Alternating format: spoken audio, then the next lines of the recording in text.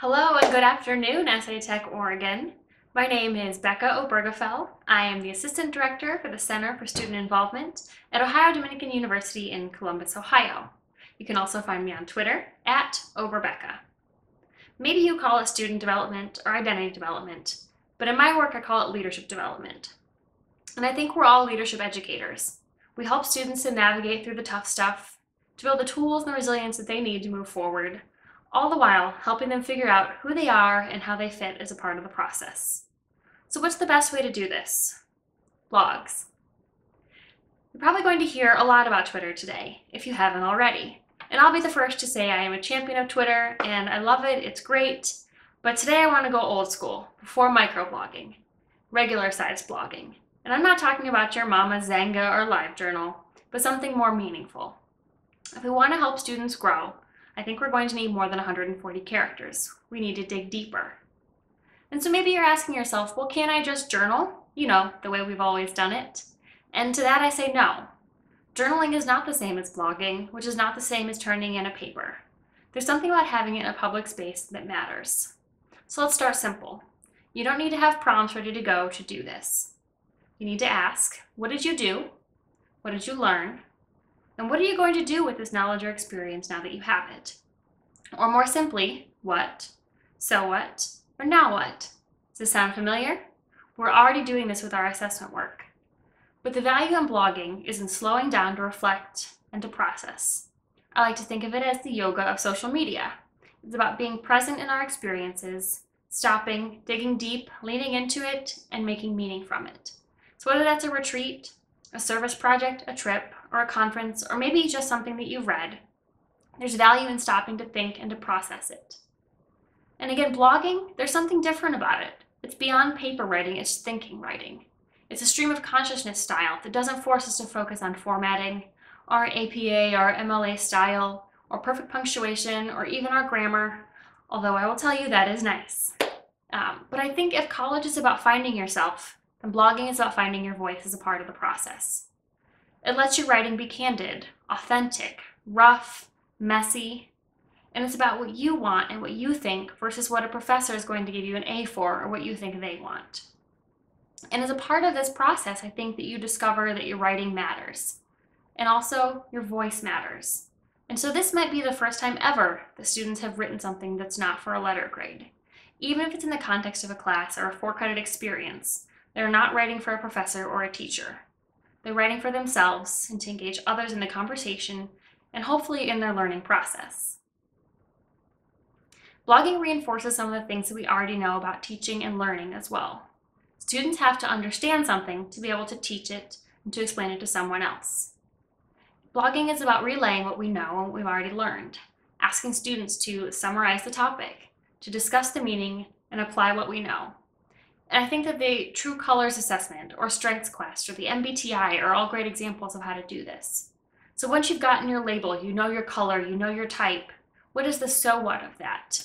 Now that you know that you're a blue or that you're an ENTJ, what are you going to do with that? How is it going to affect you as a leader on campus, as a member of groups, in your day-to-day life? And a blog is a great place to process that between just the quick assessment that sometimes is all we have time for together. Unless you think that blogging is just about writing, and my English nerdy background makes me love it, though that's true, blogging is about more than just writing. There are great ways to incorporate multimedia into your learning as well. Ask students to find a quote, find a picture, a lyric, maybe a TED Talk or a video that shows or supports something that you've already been talking about. And if students aren't connecting with the writing, maybe try a video blog. For some students, this will be more comfortable. And at the same time, for others, it's a great chance to push them out of their comfort zone, asking them to create a video instead of writing. In any case, it's about the documentation. Blogging gives us a chance to document students' learning and growth over a period of time. It addresses both internal processing and external processing, asking students to write, to think, and to share that processing with the world. And if you want to get really fancy, let students choose from a list of tags or categories for each blog post that they're creating. This is a great way to document their learning, whether you're connecting it with learning outcomes specific to your office, to the 7 C's of the social change model, or to the training modules that you're already using. And this is across the board. So whether you're doing service learning, you're doing leadership development, student activities, housing residence life, multicultural affairs. In any of these situations and beyond, we're all called to incorporate learning outcomes into our work and to increase the amount of assessment we're doing. So why not do it in a way that works? One more reason that blogging is better and different than journaling: having it in the public space allows students to have a place for feedback. An important part of leadership and identity development is learning to both give and to receive feedback. So include in your work some activities or participation requirements for reading and commenting on other people's blogs, whether that's other students in the classroom or in your experiences in general, or going beyond that, finding blogs outside of your university, digging a little bit deeper and broadening their horizons a little bit further. And while they're doing this, students are learning to connect deeper with other students. We reveal things about ourselves through the stories that we tell, whether we realize it or not, and consequently also through the blogs that we write. But how great is that moment when we realize that we're not alone in the way that we think about or perceive something? Blogging builds this trust and this sense of community. So to that end, I come back to this quote a lot in my work. Mr. Rogers used to carry this quote around in his wallet: "There isn't anyone you couldn't love once you've heard their story." And how much can we learn about compassion and understanding through blogging and hearing these stories in a safer space? And lastly, beyond leadership development, we talk about digital and identity development online. So every time students are hitting publish on a new blog post, they're sending good content out into the internet. So good content that is Googleable and will come up attached to their name. We're asking students to think about what they're sharing, what they're putting out into the world, and maybe calling to question some of the things that they've already shared in other spaces. So far, we've been talking about students blogging, so I bet you think that you're off the hook. Not so fast. We're called to model the way as leaders, to be lifelong learners, all that other stuff that we talk about, so let's walk that walk. The same reasons that work for students, it works for us. And I'll tell you, my first blog post was 3 years ago, and it was one of the most nerve-wracking things that I had done up until that point. I wrote a guest blog post for Ed Cabellan's blog about my use of Twitter in the job search. I talked about the validation, the connection, and the reflection that that space gave me during that process. Before I let Ed publish it, though, I sent it to a lot of people to review, checking my spelling, checking my grammar, did this sound okay, is this what a blog should sound like?